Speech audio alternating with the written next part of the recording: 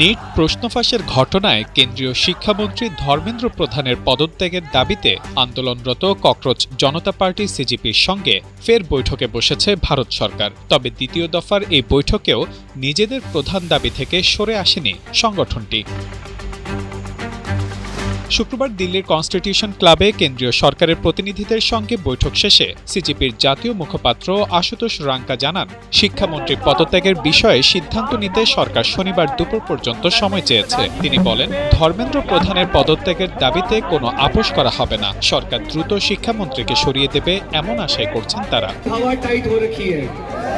তবে বৈঠকে আরও দুটি দাবিতে নীতিগতভাবে সম্মতি দিয়েছে সরকার। নিট প্রশ্ন ফাঁসের ঘটনায় আত্মহত্যা করা শিক্ষার্থীদের পরিবারকে ক্ষতিপূরণ এবং আন্দোলনরত শিক্ষার্থীদের বিরুদ্ধে দায়ের করা এফআইআর ও আইনি মামলা প্রত্যাহারে সরকার নীতিগতভাবে সম্মত হয়েছে বলে জানিয়েছে সিজেপি। তবে সংগঠনটির মূল দাবি এখনও পূরণ হয়নি। পদত্যাগ করতে হবে শিক্ষামন্ত্রী ধর্মেন্দ্র প্রধানকে। এর আগে মধ্যরাতে এক ভিডিও বার্তায় প্রশ্নফাঁস ঠেকাতে কঠোর আইন প্রণয়নের ঘোষণা দেন প্রধানমন্ত্রী নরেন্দ্র মোদী।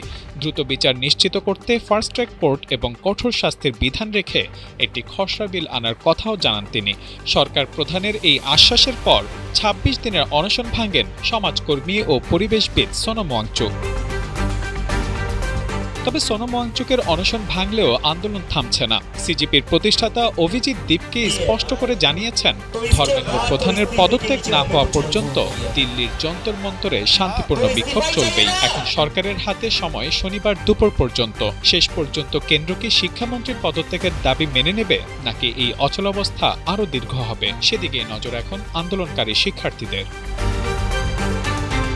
Mahmudul Hasan, Times today.